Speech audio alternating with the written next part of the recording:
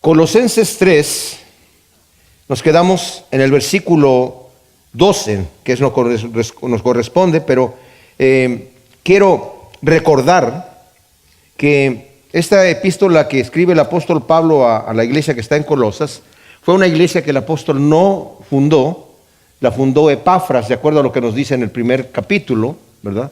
Epafras conoció a Pablo en Éfeso, durante su ministerio, que era de 3 años duró en Éfeso, y fue muy extenso este ministerio, fue el lugar en donde Pablo estuvo más tiempo, de manera que dice que el evangelio llegó a toda Asia, y sabemos que Asia en aquel entonces no es el Asia que conocemos nosotros, es lo que hoy es la Turquía moderna de nuestra época. Epafras, juntamente con Filemón, que es la carta que está al final del Nuevo Testamento, poco antes del Apocalipsis, vemos que Filemón tenía una iglesia en su casa en Colosas, ¿verdad? Y probablemente era la única iglesia que había ahí, porque Colosas, como dijimos, era una aldea muy pequeña en aquel entonces.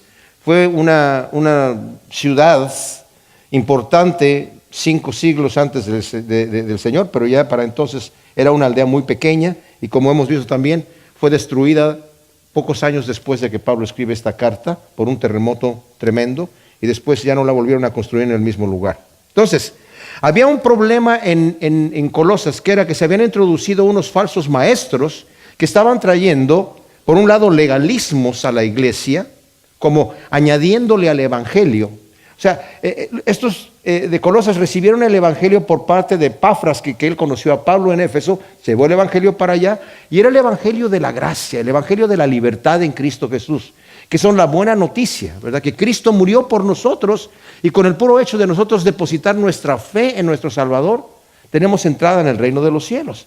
Pero llegaron unos legalistas que empezaron a añadir cosas, y más bien hacer este evangelio, quitarle lo bueno, la buena noticia, era como hacerlo pesado, hacerlo legalista, ¿verdad? Pero también estaban infiltrando varias doctrinas que después se conocieron como el gnosticismo en el siglo II, ¿verdad? Que eran una mezcla de filosofías que había allí de entre los griegos, y estos señores hacían una mezcolanza de muchas cosas, de filosofías y de situaciones, fábulas que tenían los judíos con las que tenían los griegos, y en realidad Pablo empieza, como ya vimos anteriormente, a defender el evangelio puro. No había el problema que había, por ejemplo, en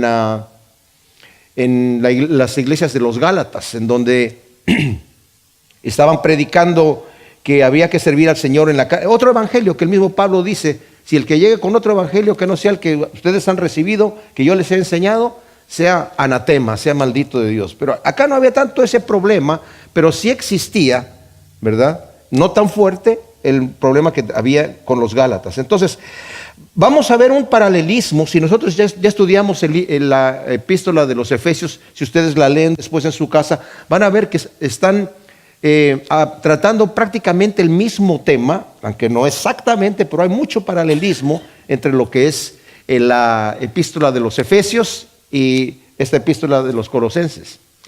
Pablo siempre tiene el mismo sistema. Primero nos narra todo lo que somos en Cristo Jesús, todo lo que el Señor ha hecho por nosotros, la bendición de que somos hijos de Dios, que somos escogidos por el Señor, por su puro afecto de su voluntad. Él quiso dar su vida por nosotros para comprarnos herencia. Esa es una gran bendición, porque Él es el iniciador de estas cosas y nosotros podemos descansar allí. Pero después Pablo entra en la situación práctica de lo que nosotros tenemos que hacer. O sea, nunca nos dice las cosas que tenemos que hacer ya en Cristo, como cristianos, cómo debemos vivir nuestra vida, sin antes decirnos lo que Cristo ya hizo por nosotros. Y esto es algo bien especial, porque nosotros los seres humanos tendemos a querer una religión en nuestra vida. ¿Qué quiero decir con esto? O O sea, sentimos que tenemos que estar haciendo algo para ganarnos de alguna manera la aprobación de Dios.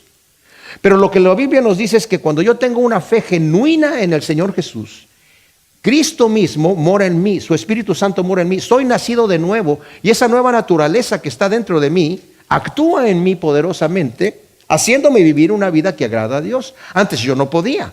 Por eso dice Pedro en su segunda carta, en el primer capítulo: ahora que tenemos el Espíritu Santo morando en nosotros, somos consustanciales con Dios y ahora podemos literalmente vivir como Dios manda. Una persona que no tiene el Espíritu de Dios no puede vivir de acuerdo a lo que Dios quiere. Por eso le dijo el Señor a Nicodemo: es necesario que nazcas de nuevo, porque lo que es nacido de la carne es carne. Por muy bien que te quieras portar, tus buenas obras son trapos de inmundicia delante de Dios. Pero cuando ya tienes el Espíritu de Dios morando en tu corazón, Dios actúa en ti y tú puedes presentar tu cuerpo, como dice en Romanos 12, como sacrificio vivo, santo y agradable a Dios. Va a ser agradable ahora a Dios. Ahora puedes presentar tus miembros a la justicia, como antes los presentabas a la injusticia. Pero es porque Dios está morando en ti. Y lo que Pablo acaba de decir aquí es que podemos descansar en Cristo Jesús. Este descansar no quiere decir que me relajo y no hago nada, porque mi caminar cristiano es una lucha constante, mis amados. Y la lucha es contra mi propia carne. El enemigo más grande que yo tengo no es el diablo, es mi propia carne. Es el hombre viejo. Por eso dice el Señor: tienes que tomar tu cruz. Tienes que negarte a ti mismo, tomar tu cruz y seguirme. Y la cruz, mis amados, es una muerte lenta, tortuosa, dolorosa. Y eso es lo que nosotros estamos. ¿Cuándo vamos a tener una victoria completa y total? Cuando estemos en el reino de Dios. Porque mientras vamos a estar luchando con esta carne, ¿verdad? Va a ser constante, constante, constante. Entonces, en el capítulo 3, después de que Pablo ya nos ha dicho todas estas cosas, el primero y segundo capítulo, lo que Cristo ha hecho por nosotros y cómo debemos tener la libertad que tenemos en Cristo, descansar en Cristo, terminó con el capítulo 2. Después, en el capítulo 3, vimos que nos dice que ya que hemos sido resucitados juntamente con Cristo, debemos buscar las cosas de arriba donde está el Señor sentado a la diestra de Dios, poner la mirada allí, porque hemos resucitado con Cristo. O sea, en el bautismo nos dice aquí que hemos muerto con Cristo Jesús, mis amados. O sea, Cristo murió y nosotros cuando nos bautizamos estamos dando testimonio de que hemos muerto con Cristo Jesús. Es un simbolismo, no quiere decir que el bautismo hace algo especial en mí. Bueno, sí lo hace. Pedro dice que me da una aspiración a una nueva conciencia, dice, pero no nos salva así, sino la salvación viene por fe. No obstante, el bautismo es un ritual que yo hago, ¿verdad? Que a mí me sirve. Es como poner las manos a alguien cuando está uno orando, ¿verdad? No es que la mano tenga un poder especial, sino que es, como somos de carne y hueso, necesitamos nosotros ese toque, ¿verdad? Y el bautismo para mí es como poner la firma en el contrato de decirle al Señor: yo he muerto contigo, Señor, y cuando salgo de esas aguas salgo a vivir una vida resucitada. Por eso dice, si ya has muerto con Cristo, Cristo murió por ti y tú por la fe puesta en Él, moriste con Él. Ahora tienes que poner la mirada en las cosas de arriba y no en las de la tierra. Y ya nos dio una lista de cosas que debíamos haber quitado, ¿verdad? En nuestra vida, donde dice el versículo 5, haced morir pues lo terrenal en vuestros miembros: fornicación, impureza, pasión desordenada, deseo malo y avaricia, que es idolatría, cosas por las cuales viene la ira de Dios, y en las cuales ustedes vivieron en otro tiempo cuando vivían en ellas, pero ahora también desechad también vosotros todas estas cosas: ira, enojo, malicia, maledicencia, lenguaje obsceno de vuestra boca. No mintáis los unos a los otros, ya que os habéis desvestido del viejo hombre con sus prácticas. O sea, aquí nos va a empezar a decir Pablo del capítulo 3, del 1 al 8, la relación del cristiano con Cristo. Del 9, versículo 9 al versículo 17, la relación del cristiano en la iglesia. Del 18 al 21 del capítulo 3, la relación del cristiano en la familia. Del 3:22 al 4:1, del cristiano en su trabajo diario. Y del 4:2 al 6 nos dice la relación del cristiano con la gente que está afuera de la iglesia, ¿verdad? Entonces, en el versículo 9 nos acaba de decir, mis amados, que no debemos mentir los unos de los otros porque nos hemos desvestido del viejo hombre. Nos dio dos listas. Primero dice estos pecados los cuales viene la ira de Dios sobre la gente que practica esas cosas. Y que si yo soy cristiano, no debo de estar practicando estas cosas porque si no, entonces no soy cristiano, ¿verdad? No soy cristiano. Yo digo que soy, pero no soy. Soy de aquellos que van a decir, Señor, Señor. Dice el Señor, ¿por qué me dices Señor, Señor? Y no haces lo que yo digo. No todo el que me dice Señor, Señor va a entrar en el reino de los cielos. Y muchos me dirán, Señor, que nos hicimos muchos milagros, que nos hicimos mucha obra, muchas cosas para el ministerio. Y dice, yo les voy a decir, apartados de mí, malditos, al fuego eterno, hacedores de maldad. Los que practican estas cosas que está diciendo en el versículo 5 son las cosas por las cuales va a venir la ira de Dios. Son los que practican esas cosas. Pero nos dice ahora también deja estas otras cosas. O sea, digamos, en cierta manera como unos pecados menores, ¿verdad? La ira, el enojo, la maledicencia, las palabras antisonantes de tu boca. No te enojes. No mientan los unos a los otros porque se han desvestido del viejo hombre. Ahora, yo hablé del vestido viejo y del vestido nuevo la vez pasada. Quiero volver a dar el ejemplo rápidamente. El vestido viejo del que nos estamos despojando es un vestido sucio, roto, maloliente, que se está pudriendo. Pero a veces en la carne ya nos acostumbramos a cómo se siente, nos acostumbramos cómo huele y como que no nos lo queremos quitar porque ya estamos acostumbrados a ese vestido. Desde el punto de vista divino es un vestido horrible, pero nosotros a veces no lo vemos así. Entonces, cuando el Señor nos dice, quítate ese vestido y te voy a poner el nuevo aparentemente no lo entendemos y puede incluso que no nos guste al principio. Pero como yo les dije la vez pasada, di el ejemplo de la mujer cuando va, ¿verdad?, allí al centro comercial y de repente pasa por la tienda en donde le gusta ver los vestidos hermosos que hay ahí, y de repente ve un vestido que dice, wow, ese vestido está impresionante, pero es ese tipo de ropa, ¿verdad?, que la mujer que se lo ponga tiene que tener el cuerpo perfecto porque si no se le ve todo lo imperfecto. Hay ropa así, ¿verdad? Y cuando está viendo el vestido, estoy repitiendo lo que dije la vez pasada, ¿verdad? Pero cuando está viendo el vestido, la dependiente sale y le dice, ¿le gusta el vestido? Sí, está precioso, precioso. ¿Por qué no se lo prueba? No, muchas gracias, muchas gracias. Es que, mire, pruébeselo, le va a quedar bien. No, es que, mire, es que este vestido es especial. No, pues ya lo estoy viendo. No, pero es interactivo. A ver, ¿cómo? Sí, es interactivo. Cuando usted se lo pone, le quita donde le sobra y le pone donde le falta, ¿verdad? Y además, cada vez se va a ver más hermosa, le va a vivificar, le va a nutrir, la va a rejuvenecer. Y el vestido nunca pasa de moda, la va a embellecer y le va a formar el cuerpo perfecto. Y además es gratis. Ese es el vestido que el Señor nos está ofreciendo, pero a la vez, en donde nos sobra, nos va a apretar. Es para hombres y mujeres, ¿verdad? Y donde nos falta, nos va a rozar. Pero de cualquier manera, tenemos que tener este vestido nuevo que dice aquí, en el versículo 10, vestido del nuevo, el cual conforme a la imagen del que lo creó, se va renovando hasta un conocimiento pleno. O sea, este vestido es a la imagen de Cristo Jesús. Porque Cristo mismo es el que tiene todas estas características, como vamos a ver las diferentes prendas. Y se va renovando hasta el conocimiento pleno. Es decir, va siendo transformado en una nueva intimidad con Dios hasta llegar a ser a la imagen del Hijo de Dios, a la medida de la estatura de la plenitud de Cristo, como nos dice la Escritura, que el Señor nos quiere llevar ahí, ¿verdad? Ahora, este vestido nos dice el versículo 11, donde no hay griego ni judío, circuncisión o incircuncisión, bárbaro, escrita, esclavo o libre, sino que el Mesías es todo en todos. Y lo que nos está diciendo aquí, que el vestido es para todos, ya que quien recibe la gracia de Dios otorgada por la fe en Jesús, es unido vitalmente por el Espíritu Santo con el Señor en el cuerpo de Cristo, que es la iglesia. Y ahí dice, no hay judío. O sea, entendemos, se refiere a la simiente física de Abraham a través de Isaac y Jacob. El griego sería el sinónimo de gentil, o sea, cualquiera que no es judío, para englobar a todo el que no era judío, ¿verdad? Circuncisión se refiere a los que estaban bajo el pacto de Abraham, ¿verdad? Y la incircuncisión se refiere a los gentiles que no estaban bajo ese pacto.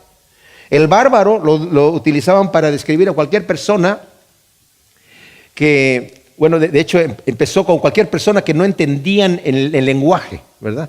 O sea, si hablaban otro idioma que yo no entendía, decían bárbaro, o sea, le decían bárbaro por eso, pero vino a ser sinónimo de cualquier persona salvaje hasta cierto punto, ¿verdad?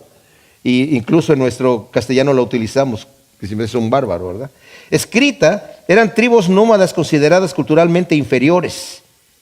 Y siervo era los que eran esclavos, ¿verdad? Generalmente, eran personas generalmente bien educadas que se vendieron por necesidad a ser esclavos, ¿verdad? Y libres podía referirse a personas que nunca habían sido esclavos o que habían sido ya liberados de su esclavitud, se les llamaban libertos. O sea, es para todos. Dice, este vestido no hay distinción, es para todos. Y vimos, mis amados, que en nuestra vida necesitamos quitar la maleza y plantar buenas plantas. Necesitamos andar en el Espíritu y no satisfacer los deseos de la carne. Y consideramos que Dios nos llama a lidiar severamente con la maleza de nuestras vidas, ya que por esta causa la ira de Dios viene. Y si no lo hacemos ahora, Dios tendrá que hacerlo y va a lidiar con la misma severidad, pero en el día del juicio. O sea, si nosotros no lidiamos con esas cosas ahora, Dios va a tener que lidiar con la misma severidad en otro momento, ¿verdad? Y nos dice que Cristo es todo en todos, ¿verdad? Sino que Cristo es todo en todos, nos dice aquí al final del versículo 11, ¿verdad? Les muestra que han pasado de muerte a vida, que han cambiado la condenación y la esclavitud que heredaron de Adán por el perdón y el poder que están en Cristo. Cristo en ellos y ellos en Cristo, todos, considerando y recordando la vida de ellos en Cristo y la de Cristo en ellos. Y van a tener así una fuerza invencible contra sus pecados y podrán así mantener el amor genuino entre ellos. Eso nos lo dice el comentarista H.C.G. Moore. Jesucristo dijo que sus seguidores son luz del mundo y sal de la tierra. La vida cristiana debe ser una realidad diaria, no una teoría. Todos los que hemos nacido de nuevo debemos recordar que Cristo se dio a sí mismo por nosotros para redimirnos de toda iniquidad y purificar para así un pueblo propio, celoso de buenas obras, nos dice Tito 2:14. En Colosenses 3, del 12 al 17, es una sección eminentemente práctica. El apóstol Pablo aplica a la vida diaria del creyente las grandes verdades doctrinales que han sido expuestas en la primera mitad de la epístola. Del 1 que vimos ya, del 15 al 20, en Cristo el creyente tiene todo lo relacionado con la salvación y con la reconciliación. Por tanto, no necesita de ningún otro mediador. Del 21 al 3:4, del 1:21 al 3:4, en Cristo el creyente tiene todo lo relacionado con la santificación. Por tanto, no necesita del ascetismo, que es el privarse de muchas cosas, ¿verdad? Y de las ordenanzas legalistas. Y en el capítulo 3, del 5 al 11, el creyente tiene la responsabilidad ineludible de abandonar las prácticas de la vida pasada y vivir la nueva vida que ha recibido. O sea, nos está llamando a dejar las prácticas que teníamos de la vida pasada para poder ponernos ese vestido nuevo. En otras palabras, mis amados, necesitamos quitarnos el vestido viejo para podernos poner el nuevo. Porque el vestido viejo está roto y no lo podemos parchar, porque no se le puede poner un parche nuevo a un vestido viejo, el Señor nos dijo. Sino que tenemos que desechar todo lo que teníamos antes y ponernos este vestido nuevo. Y poco a poco nos va a ir transformando el Señor. No es una transformación de golpe. Yo quisiera haber llegado al Señor, haber recibido a Cristo como mi Salvador y en ese momento haberme levantado ya bueno, sin tener ninguna tentación ni tener ninguna cosa que vaya en contra de la voluntad de Dios. ¿Cuánto me gustaría que el Señor me cambiara ya de una vez y que no lo ofendiera yo jamás, nunca? Pero eso no es así, es una lucha diaria, Porque en esa lucha, mis amados, como lo vimos cuando estudiamos 1 Corintios capítulo 15, que dice Pablo que somos una semilla que se planta y que la planta no parece a la semilla, sino que la semilla cuando entra muere y nace la nueva planta, ¿verdad? Pero nosotros somos semilla aquí en la tierra y el Señor está trabajando esa semillita, cambiándole el ADN adentro, toda la estructura que tiene allí, molecular y de genética, para que cuando se plante la semilla, salga una planta hermosísima. Todo depende de cómo me dejo yo moldear, cómo el Señor va transformando esta semilla. Entonces, es algo que va pasando poco a poco. Entonces nos dice el versículo 12, por tanto vestíos como escogidos de Dios, santos y amados, de sentimientos entrañables, de compasión, de bondad, de humildad, de mansedumbre, de longanimidad. Ahora, vestidos, al saber lo que Cristo ha hecho por nosotros, o sea, nos está pidiendo que nos vistamos por nosotros. Después de despojarnos del hombre viejo con sus prácticas, viene el mandato imperativo de vestirnos con el nuevo vestido que Cristo nos está ofreciendo. Y luego nos dice, ¿cómo debemos de vestirnos? Debemos vestirnos como escogidos de Dios, santos y amados. Eso es lo que somos nosotros. ¿Qué somos? Escogidos de Dios, santos y amados. Nuevamente, ¿qué somos? Escogidos de Dios, santos y amados. O sea, eso es lo que ahora, en nuestra nueva naturaleza, ahora que ya hemos recibido a Cristo como nuestro Salvador, eso es lo que somos. Debemos de vivir de acuerdo a la altura. Si yo soy un representante, digamos, un embajador de mi país, México, en algún otro lugar, tengo que vivir de acuerdo, tengo que vestirme de acuerdo a mi posición. No puedo vestirme como me da la gana porque tengo una posición de embajador, entonces tengo que vestirme a la altura. Había un programa muy antiguo que salía en la televisión que se llamaba Los Beverly Ricos. Yo no sé si algunos de ustedes lo vieron. Los jóvenes a lo mejor no saben ni de qué estoy hablando, pero se trataba, ¿verdad?, de una familia en donde el tío está cazando, viven allá en la montaña, ¿verdad?, unos ermitaños, y de repente está cazando un conejo y le dispara y falla, no le da al conejo, pero le da a la tierra y empieza a salir petróleo. Entonces, acto seguido, estos tipos son millonarios y van rumbo a Beverly Hills, a vivir a Beverly Hills, y compran una mansión ahí, tienen una cuenta creciente en el banco, millonaria, ¿verdad? Pero toda la trama del programa y lo cómico del programa es que estos Beverly Ricos todavía andan manejando esa carcachita que tenían allí. La abuela todavía está cocinando en esas ollas viejas, ¿verdad?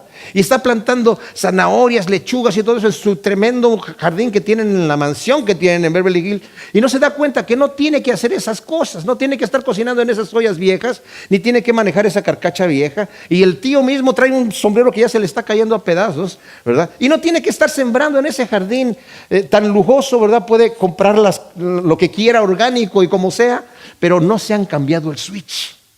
Y el Señor nos está diciendo, no seas tú esos Beverly Ricos espirituales. Vístete de acuerdo a la altura como hijo de Dios, como escogidos de Dios, santo y amado. Y nos empieza a decir las diferentes prendas que nosotros necesitamos tener aquí, ¿verdad?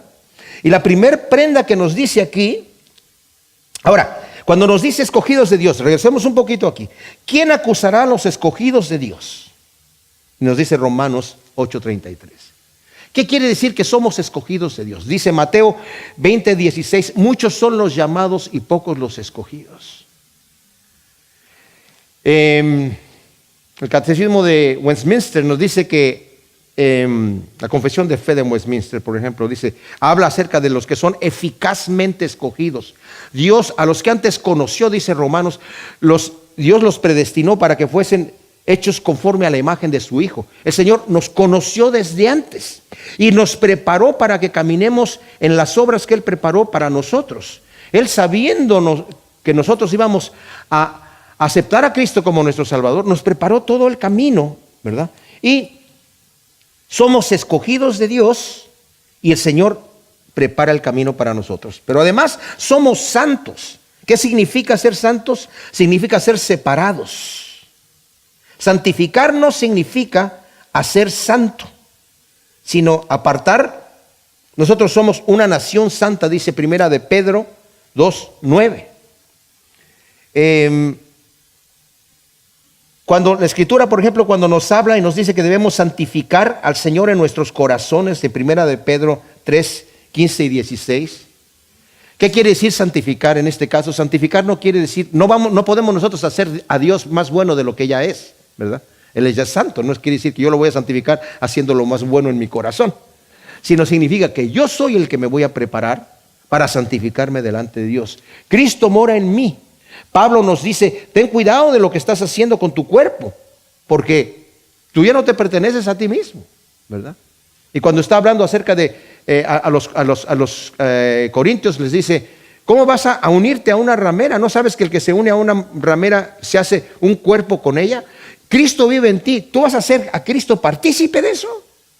Santifícalo en tu corazón. Santifícalo en tu vida.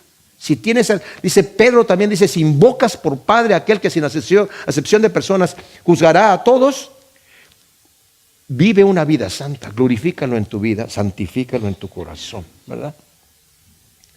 Entonces aquí en el capítulo 3 de Colosenses nos sigue diciendo aquí en el versículo 12, por tanto vestíos como escogidos de Dios en esta nueva vida, con este nuevo vestido que nos está dando, y nos va a empezar a hablar de las diferentes prendas de este vestido. Y vamos a ver con este vestido nuevo que nos exhorta que lo debemos tener, ¿verdad? En el versículo 10, revestidos del nuevo, el cual conforme a la imagen del que lo creó se va renovando hasta el conocimiento pleno.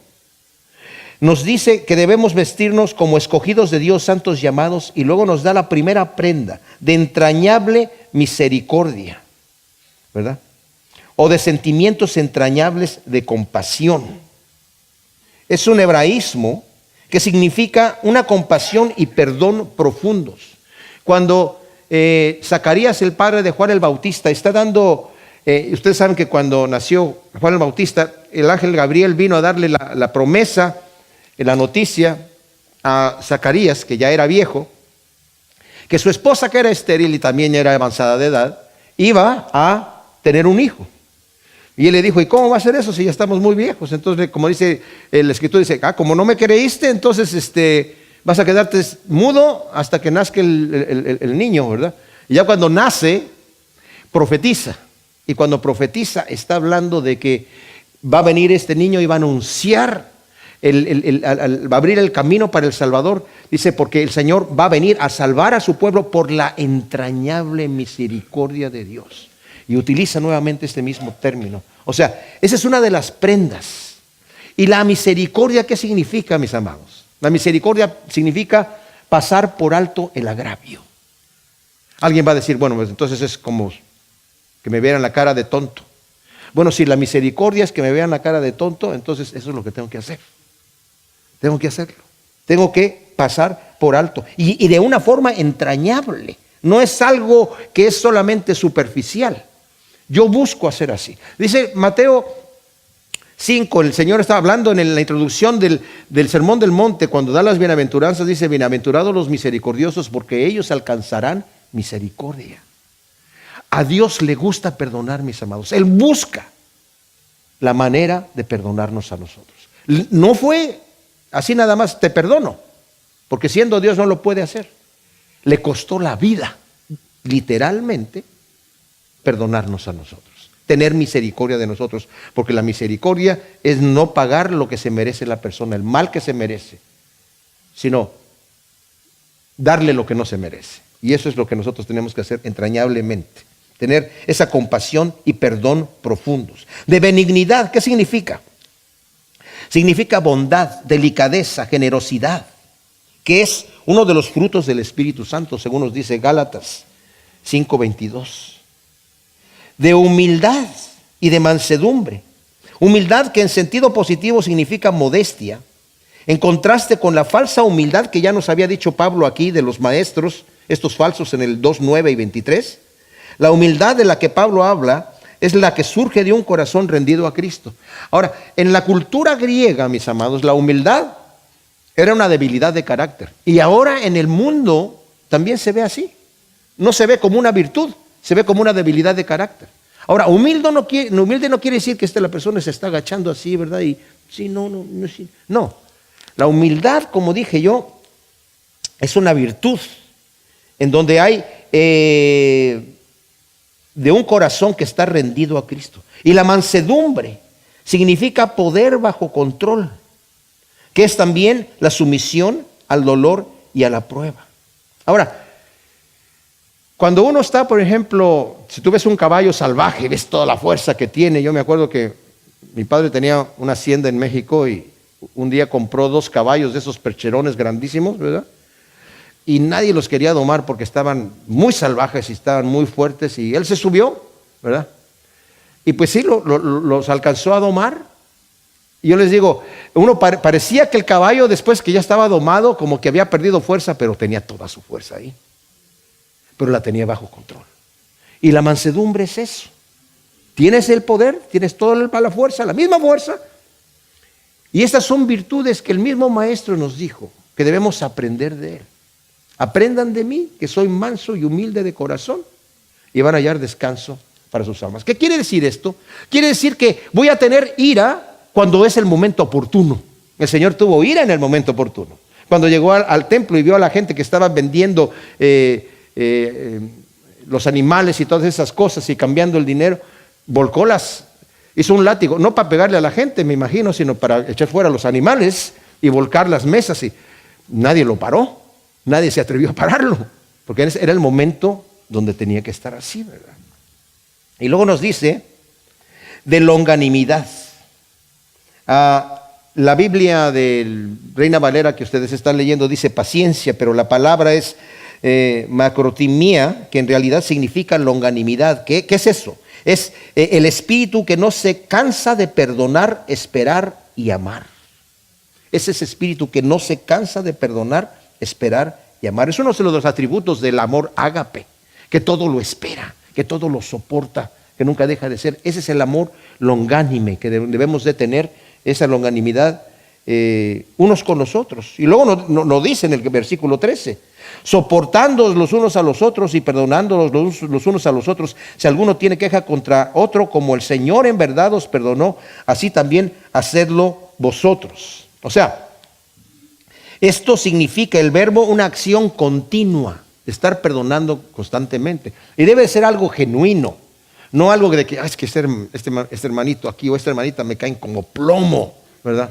Pero ok, lo voy a soportar. Aquí viene, soportando. Soporté, bueno, ya. Que se vaya más lejecitos para allá. Sino más bien es buscar de alguna manera que incluso las diferencias que tenemos, mis amados, nos lleguen a gustar. Nos lleguen a gustar. Dice Evis Carballosa, dice, soportándoos unos a otros y perdonándoos unos a otros, amplía el sentido de la palabra paciencia o longanimidad, al final del versículo 12. Soportándoos unos a otros es algo recíproco, es decir, algo en lo cual ambas partes tienen la misma responsabilidad. Pablo añade, perdonándoos unos a otros, pero aquí usa un reflexivo en el que solo el sujeto participa de la acción. La idea aquí parece ser la siguiente: el soportarse unos a otros es una responsabilidad que recae equitativamente en cada creyente, pero el perdonar es una responsabilidad personal. No importa lo que la otra persona haga, yo debo perdonarlo. O sea, soportándonos unos a otros, todos nos tenemos que soportar, pero el perdón, si la otra persona yo tengo que perdonar. Eso es algo que tengo que hacerlo de cualquier manera. Si alguien tuviese queja contra otro, dice aquí, de la manera que Cristo os perdonó, así también hacedlo vosotros. Si alguno tuviese queja contra otro, Pablo advierte la posibilidad de un conflicto tal vez bien fundado. Tal vez es bien fundado el conflicto. Miren, mis amados, esto es importantísimo porque en una congregación es muy fácil que empiecen las murmuraciones cuando algo no me gusta. Y esas murmuraciones van creciendo y empiezan a crear conflictos. Pues eso es por falta de humildad, por falta de mansedumbre. Entonces dice aquí, si alguno tuviera queja contra otro, aquí Pablo advierte la posibilidad de un conflicto, también es como dije, tal vez bien fundado entre creyentes, debido a que aún somos pecadores expuestos al error. En Filipenses 4, del 2 al 3, Pablo está diciendo, Evodia y Sinti que tienen un problema, ustedes pónganse de acuerdo, están dividiendo a la congregación. Dice, las dos han trabajado conmigo en el evangelio, pero ya había partidismo ahí. Dice, si ellas hubieran tenido esta humildad, esta mansedumbre, y buscar no tener estas murmuraciones, no hubieran tenido el conflicto, porque el Señor nos llama a que nos soportemos los unos a los otros, a que nos toleremos los unos a los otros y a que nos perdonemos los unos a los otros. Y dice, de la manera que Cristo os perdonó, así también hacerlo vosotros. También lo dice en Efesios 4:32. Aunque somos pecadores expuestos al error, como he dicho, en Cristo, mis amados, podemos dar ocasión a la victoria del bien sobre el mal. Fíjense bien, Le podemos dar la ocasión a la victoria del bien sobre el mal cuando estamos perdonando a otra persona de corazón. Ya que no solo tenemos la capacidad de perdonar, sino que tenemos la obligación de hacerlo. Y hacerlo sin guardar rencor, perdonando y olvidando el agravio. Una persona que dice, yo perdono, así, esto decía mi mamá antes, yo perdono pero no olvido. ¿Se imaginan ustedes si el Señor me perdona así? Si el Señor me perdona así, si yo voy a perdonar así porque dice, como Cristo os perdonó, y que el Señor me diga, Alejandro, bienvenido al reino de mi Padre Celestial, pero te voy a estar checando. Miren, Alejandro, cuidado con este. No, me vuelvo a morir ahí en el cielo, ¿verdad? Me vuelvo a morir. Y algunos dicen, hay un dicho aquí en Estados Unidos que dice, voy a enterrar el hacha, pero voy a dejar el manguito fuera. Pues, no sé acaso, ¿verdad? No, ¿cómo queremos que Cristo nos perdone? Nosotros debemos perdonar. Fíjense que es el único punto de la oración que nos dio el Señor en el Padre Nuestro que comenta al final.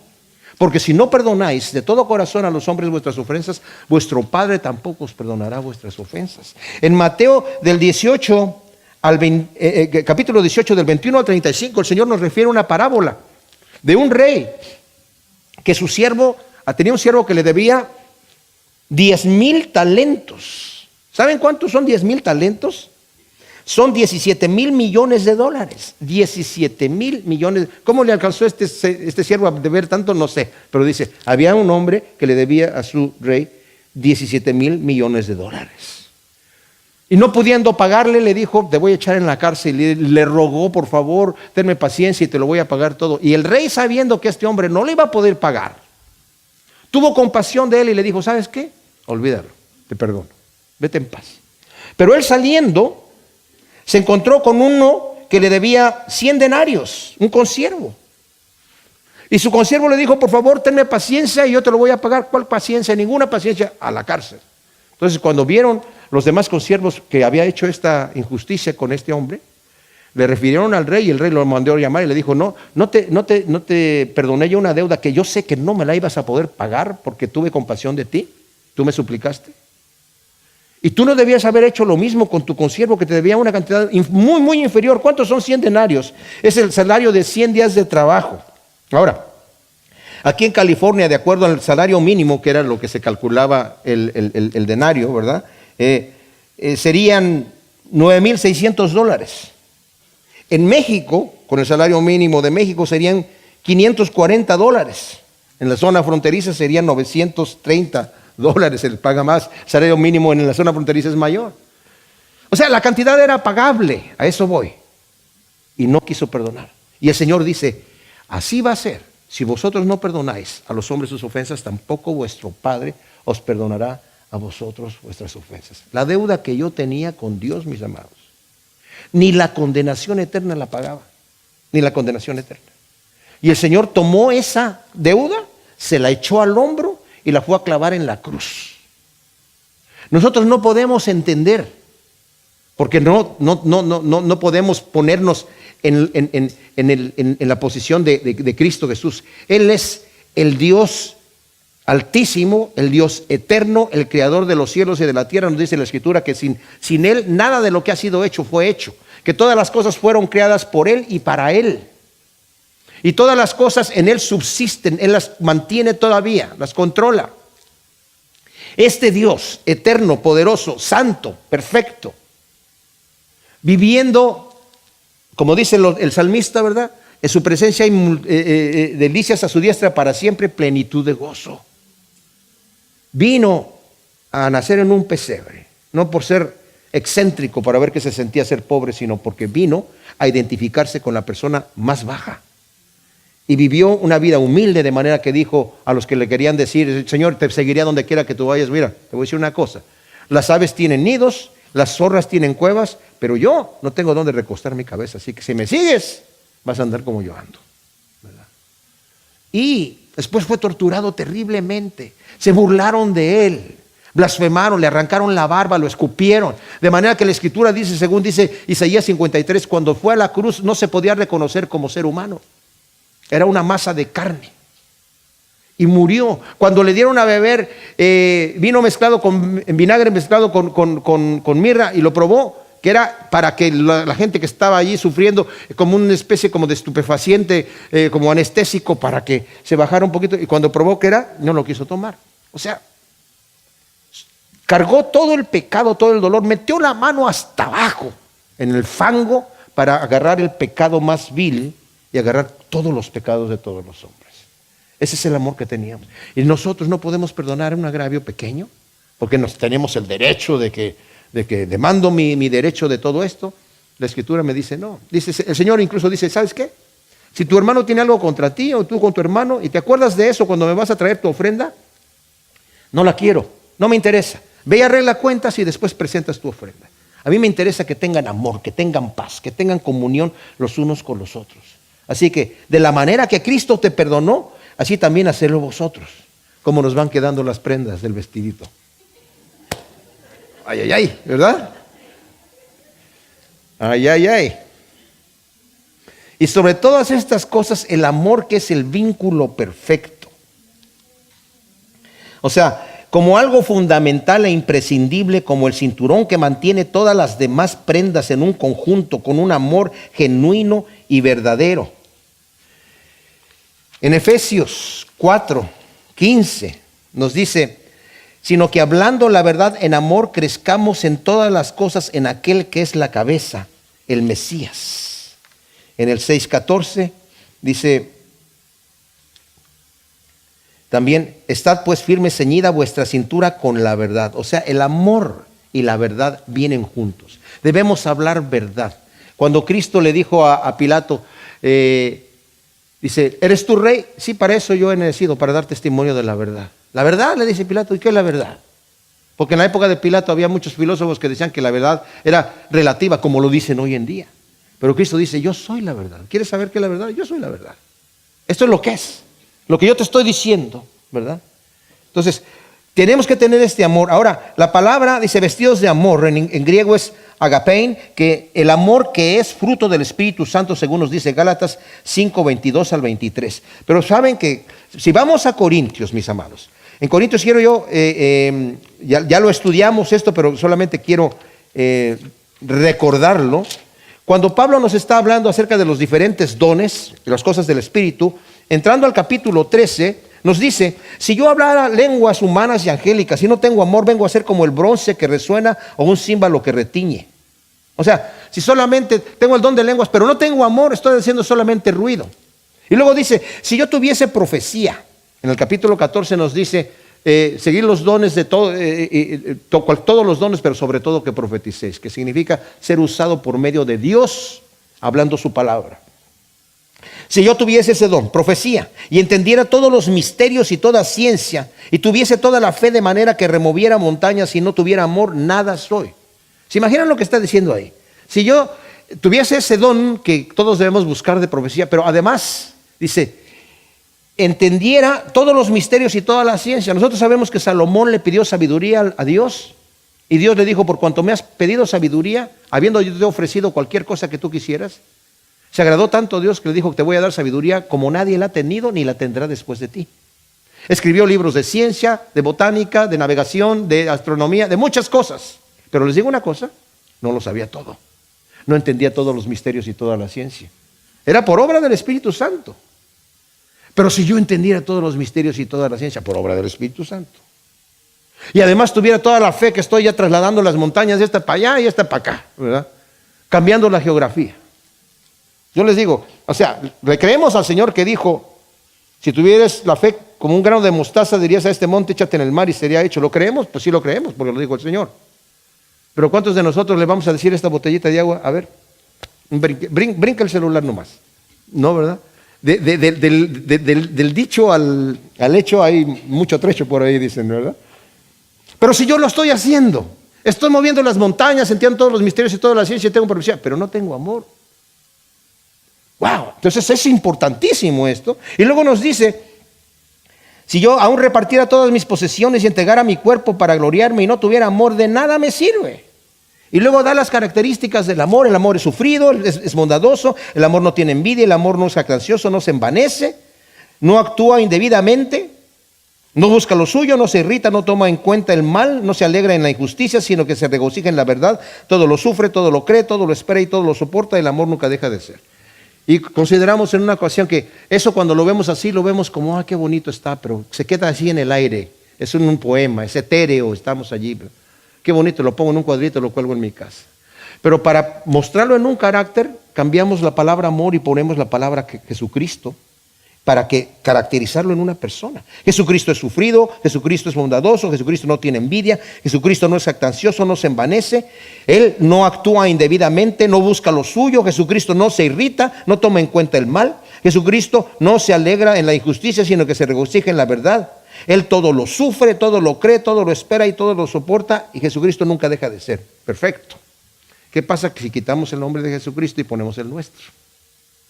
Ay, ¿verdad? ¿Cómo nos queda la prenda esa? Es lo que nos está diciendo aquí, justamente. Sobre todas estas cosas, el amor, que es el vínculo perfecto. Y la paz del Mesías sea árbitro en vuestros corazones, a la cual ciertamente fuisteis llamados en un solo cuerpo, y sed agradecidos. O sea, la paz va a tener que ser el árbitro en mi corazón. Cualquier debate que tenemos nosotros con Dios, o sea, un problema, o en la relación que tenemos unos con los otros, la paz de Dios es la que nos tiene que guiar a lo verdadero, mis amados. Qué hermoso es cuando nos dejamos guiar por la paz de Dios. ¿Ustedes lo han experimentado? ¿Verdad? Que de repente dice, Señor, dame paz acerca de esta situación para ver si es lo que tú quieres hacer. Y el Señor nos responde inmediatamente. Por eso dice que sea el árbitro, a la cual fuisteis llamados en un solo cuerpo. Esa paz de Cristo no nos fue dada a nosotros solos como individuos, sino en una comunidad en la cual estamos en la iglesia, que es el cuerpo de Cristo. Él es la cabeza, en donde debe haber esa paz y ese amor que nos une los unos a los otros, ligados en ese amor, mis amados. Y ser agradecidos. Al ser conscientes de todo lo que Cristo ha hecho por nosotros, muriendo por nosotros, amándonos, soportándonos, etcétera, ¿cómo no debemos imitarlo y ser agradecidos? Y luego dice, la palabra del Mesías viva en vosotros en abundancia con toda sabiduría, enseñándoos y amonestándoos los unos a los otros con salmos e himnos y cánticos espirituales, cantando con gratitud en vuestros corazones a Dios. Ahora, la palabra de Cristo mora en nosotros en abundancia. La palabra de Cristo se refiere a todas las escrituras, la Biblia, y es vital y necesario que todo creyente, fíjense bien, mis amados, sea versado en las escrituras, que conozca la Biblia, para mantenerse firme y no ser tambaleado de cualquier viento de doctrina, como nos dice en Efesios 4 del 11 al 16. Es también un escudo contra los ataques del diablo. Cuando el Señor Jesucristo fue tentado por el diablo, Él pudo haber dicho lo que hubiera querido decir de su propio corazón cuando el diablo lo tentó, pero le dijo, no, porque escrito está, no, porque escrito está, no, porque escrito está. Si tú no conoces la Biblia, o yo no conozco la Escritura, mis amados, en el momento de la prueba y de la tentación, Dios no me va a poner un versículo que yo no sé. Va a sacar de lo que yo ya tengo ahí. Pero si yo no lo tengo ahí, no tengo con quién defenderme, no tengo la palabra de Dios. No puedo decir, escrito está, a ver, déjame ver qué dice, que está escrito tantito. No, ya en el momento necesitamos tenerlo ahí. Pero dice, con toda sabiduría. Ahora, esta palabra de Dios es también un escudo contra los ataques del diablo y es nuestro alimento espiritual y nuestra guía. Pablo le dice a Timoteo, ¿verdad?, que estudie la palabra. Que la Escritura lo va a guiar, nos va a guiar y nos va a mantener en 2 de Timoteo 2:15 y el 3 del 16 al 17. Que dividas con la palabra de verdad, con sabiduría, ¿verdad? Con sabiduría. Esa es sabiduría que viene de lo alto. En el 2 capítulo de Corintios, del versículo 9 al 16 nos dice que cosa que ojo no vio, que oído no escuchó, que no entró en el corazón del hombre, es lo que Dios tiene preparado para nosotros, habiéndonos dado ya la mente de Cristo para poder discernir las cosas espirituales. Debemos pedir que podamos no solamente conocer la palabra verbalmente, sino meditar en ella con penetración espiritual y usarla con habilidad espiritual para uno mismo y para los demás. Y luego dice aquí, enseñándoos y amonestándoos con salmos, himnos y cánticos espirituales. Ahora, ¿qué quiere decir? Enseñando la palabra con sabiduría, es decir, con la sabiduría que Dios me da para la edificación de mi prójimo. Y amonestando es la corrección que hago. O sea, enseñando es decir, esto es lo que debes hacer, y amonestando, eso es lo que no deberías estar haciendo. Porque trabajamos en la iglesia, mis amados, el Señor nos ha llamado a ser una comunidad viva, no a vivir un cristianismo en mi casa. Claro que voy a vivir un cristianismo en mi casa, pero no solamente en mi casa, sino también cuando nos reunimos. Qué hermoso es, y yo conozco a muchos de ustedes que vienen con la predisposición de ayudar. Señor, utilízame para ver, cuando vea una necesidad, vea una persona que necesita oración, una persona que necesita un consejo, estar allí. Señor, aquí estoy, heme aquí, envíame a mí, vengo a hacer tu servicio. No solamente vengo a ver qué me van a dar, sino qué puedo yo aportar también. Con salmos, himnos y cánticos espirituales. Algunos dan un énfasis en explicar la diferencia entre estos géneros, pero lo importante es que sean espirituales y glorifiquen a Dios. Hoy hay mucha música que se canta, ¿verdad?, en las iglesias que no tiene contenido bíblico, ¿verdad? Y es triste. Cantando con gratitud en nuestros corazones, todavía nos lo vuelve a decir, con gratitud, con la misma gratitud que vimos al final del versículo 15, debemos cantar con todo el corazón a Dios, agradeciéndole por su infinito amor hacia nosotros. Y al final dice el versículo 17, y todo lo que hagáis de palabra o de obra, hacerlo todo en el nombre del Señor Jesús, dando gracias a Dios Padre por medio de Él. O sea, todo lo que haga, lo debo de hacer en el nombre del Señor Jesús. ¿Esto qué quiere decir? ¿Realmente esto glorifica a Dios? Esto que estoy haciendo, esto que estoy diciendo, esto que estoy pensando, esto que estoy viendo, ¿glorifica a Dios? Todo lo que hagas, hazlo en el nombre del Señor Jesús, ¿verdad? Y dale gracias, ¿verdad? Porque también si no podemos caer como los que están en Romanos, en el primer capítulo, versículo 21, que dice, esos hombres se envanecieron en sus razonamientos y no le dieron gracias a Dios. Su corazón fue entenebrecido, ¿verdad? Conociendo a Dios, no le dieron gracias a Dios. Pero nosotros estamos agradecidos por todo lo que Él ha hecho y todo lo que Él continúa haciendo por nosotros. Señor, te damos muchas gracias, Señor, por tu amor, por tu misericordia. Y gracias, Señor, por tu palabra. Te pedimos que la siembres en nuestro corazón en buena tierra para que produzca su fruto al 100 por uno en el nombre de Cristo. Amén.